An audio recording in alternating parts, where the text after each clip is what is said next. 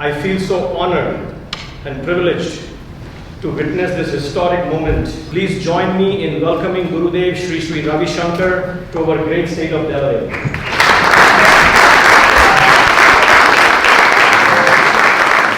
Good afternoon. It's such an honor to be with you all in this great state of Delaware and to address honorable senators here. As we all know, post-COVID, the biggest issue that is concerning our planet is mental health. So we all have to work towards bringing back a robust mental and physical health to our society.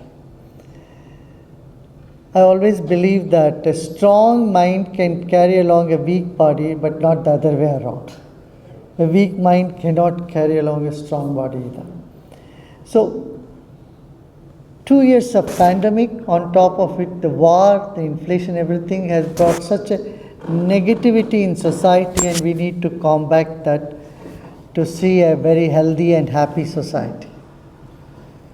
So on these lines, I'm sure you're all thinking, you're all concerned about what we can do to our young people and to our general population.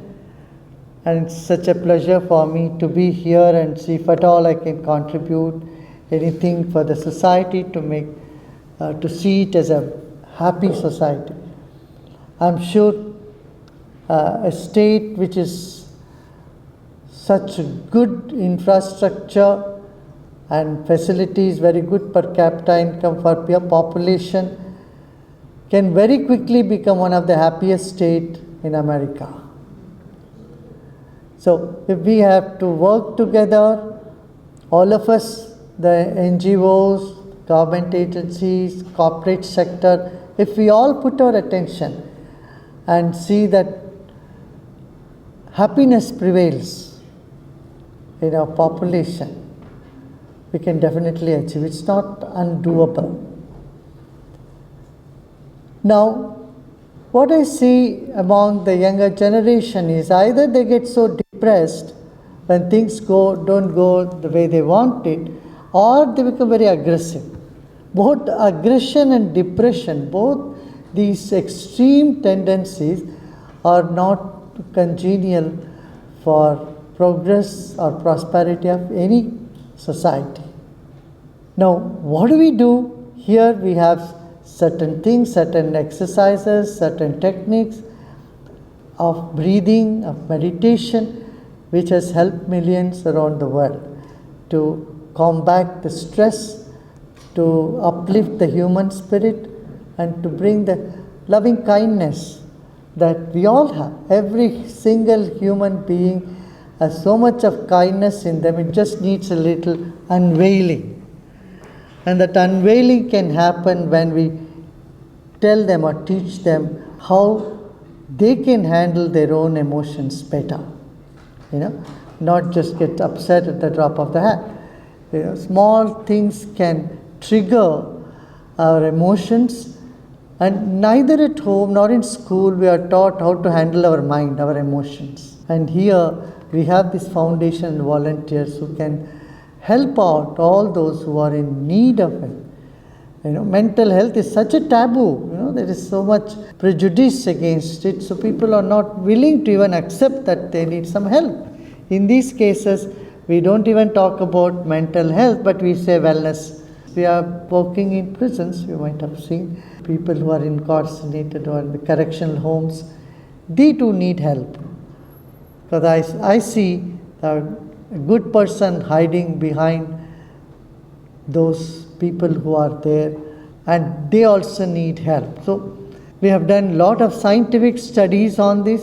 It's been authenticated by science and researchers. Number of research has happened, including in this country. So we have research-based evidence to see that we can bring more happiness to our society. We can create an atmosphere of safety and security for future generation. We all definitely want to leave a better society to the coming generation. You all agree with me, I know. And how we can do? Yes, here is a way. We cannot achieve that goal if society reels under depression, or there is a section of our society is very aggressive. We have to manage that. And through education, through counseling, through proper opportunities, we can definitely achieve these goals, and we have seen this happen. When I had an opportunity to meet the FARC rebels in Colombia, I spoke to them. I told them, look, I know you're here for a cause. I understand you.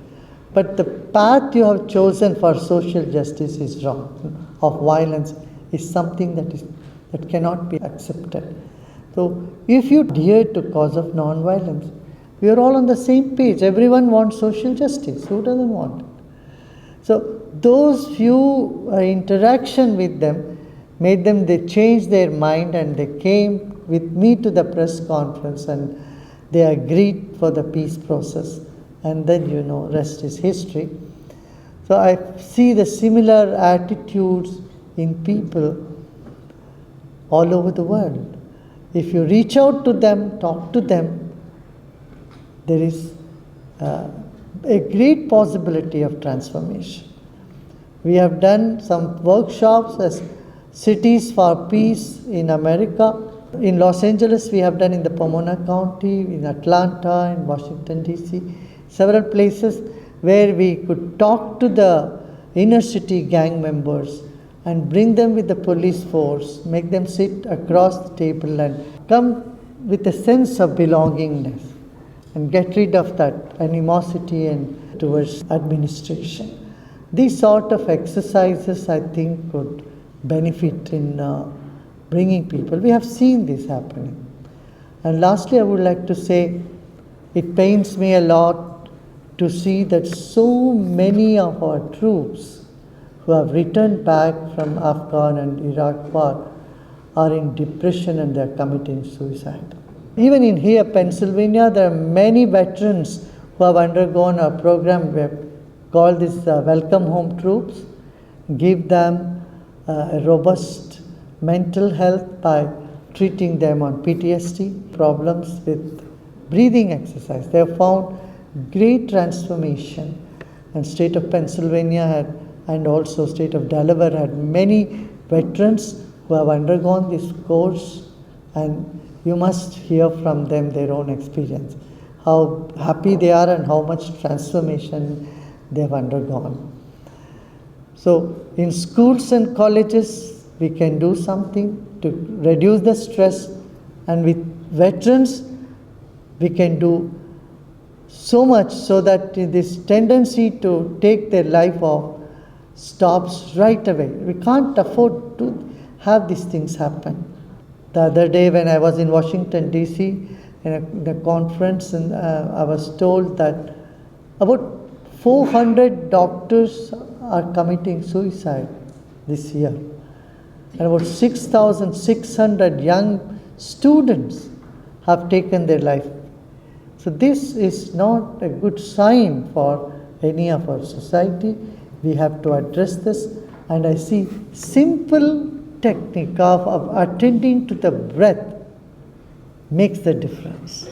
It's almost unbelievable to say that just breathing exercise could do such a transformation. I say yes, because for every emotion there is a definite pattern in the breath. Here, see, when you are angry, you breathe differently. When you are upset, you breathe differently. When you are happy, your breath flows differently. So attending to the breathing pattern and attending to our mind, the way our mind oscillates between past and future, and it has a tendency to hold on to the negative. 10 compliments are given and one insult, our mind latches on to that one insult and chews on it. These are some of the main things that we put attention to. It makes a big difference. And so people feel empowered. They feel they no longer have to feel helpless. Now they have learned something which they can use to make themselves better.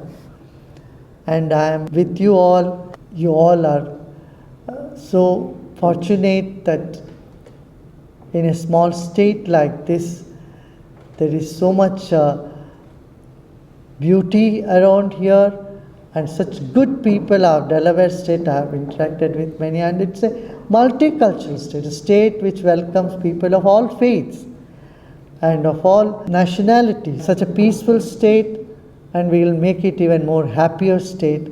And I am with you in the service of the state and the people of this place. With these few words, I thank you for having me to address this august Senate. Thank you.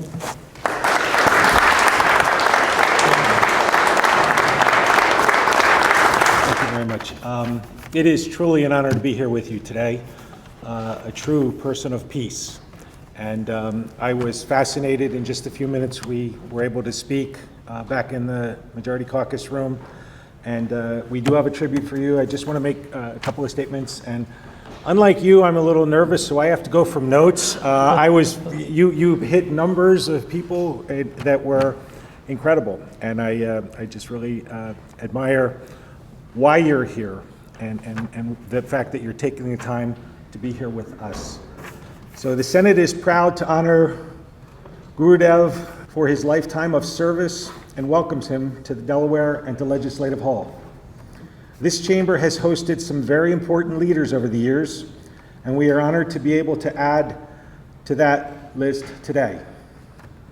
As a spiritual leader, Sri Sri Ravi Shankar has rekindled the traditions of yoga and meditation and offered them in a form relevant to the 21st century. As a humanitarian leader, his programs have provided assistance to people from a wide range of backgrounds, victims of natural disasters, survivors of terrorist attack and war, children from marginalized populations, and communities in conflict, among others. He has played a key role in conflict resolution and has spread his vision of nonviolence worldwide.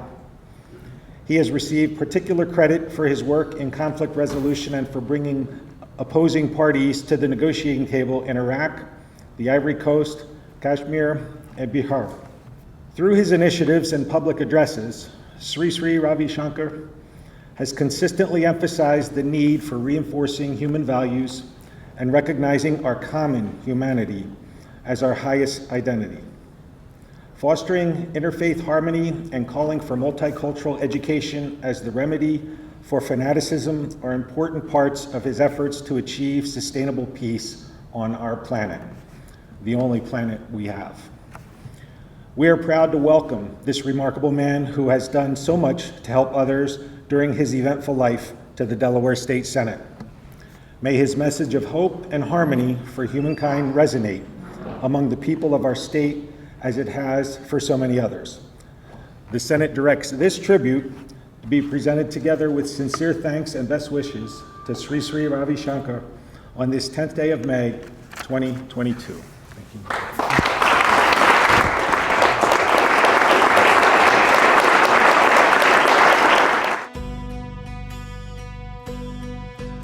What an honor to be with you all. Honorable Speaker, House Majority Leader, and all other dignitaries who are here. It's such a pleasure for me to be here in this beautiful state and to spend few moments with you all. Just a few minutes back, I was talking to the senators in the same house. I expressed one wish that why not we make Delaware the happiest state of United States of America. I feel it is doable. Take good care of the mental health of people here and take care of all those troubled youths and all those who are in stress and depression, especially post-pandemic and with all the things going on in the world. There is such a negative spin to people's mind and behavior. And I'm here touring all over US to see if we can contribute in any way to uplift the human spirit, bring more love and compassion and togetherness. We're also planning to hold a World Culture Festival wherein people of all different cultures and faith groups come together on one platform and give the message that the whole world is one family. We are all one family, and it's one world, one planet we have. We have to take care of our Mother Earth, our planet, and take care of the mental health of our society. You know, there is two extremes that people are swinging. One is either they get so depressed on one side, on the other side there is so much aggression. So we have to address these both situations that we are facing today and bring robust mental health and a happy living condition for our society. On these lines, our organization, which has a Delaware chapter, they have been inviting me for so many years. This year I said I'll definitely come, and I see here there is so much harmony already, people of all different faiths and communities working together, and this hope has arisen in me that we can definitely make this one of the happiest states, a model state within USA, and where there is no violence. And from school, classroom violence is another thing that we can definitely prevent by taking care of the behavioral patterns of our young people. What we have missed in our whole outlook is that our breath has so much to offer about our mental health. For every mood or mindset, there are definite pattern of breathing that is associated with it. Just learning a little bit about our own breath and a few exercises, a person is able to control his own emotions, control his own thought process, and find harmony within oneself. Coming from a Gandhian principle, this principle of non-violence works all over the world, I tell you. It's my experience how with love and compassion we can turn around all those so-called tough and difficult mindsets into something more creative and productive output to the society. And as decision makers of this society, I would also love all of you to take a little time for yourself, maybe 10 minutes, 15 minutes to sit and relax and have a retreat for just 1 or 2 days where your robust health is very important. You can feel yourself with more energy. You have to do a lot. The formula of stress, I often say, is too much to do, too little time and no energy. Now we all need energy, right? We need more energy. And there are ways to build up our own energy system in us, and feel more with presence of mind, more alertness and free from stress. With these few words, I once again thank this August Assembly and for inviting me here and sharing few moments with you all. Thanks.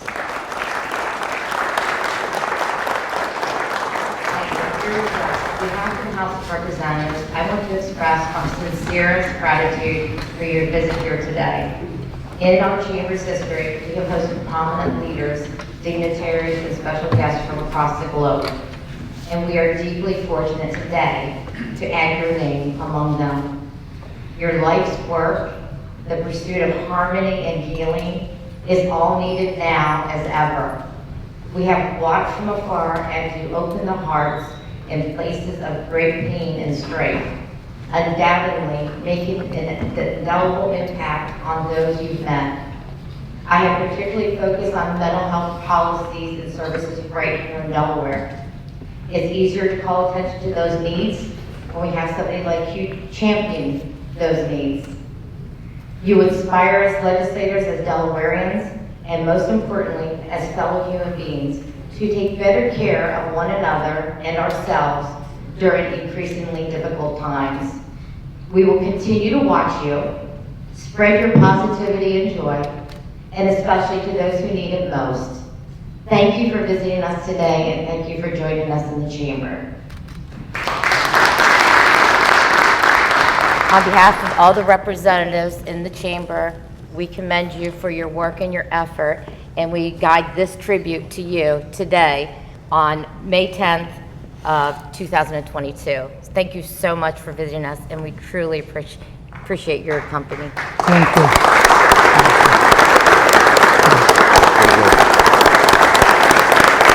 Thank you, Simon.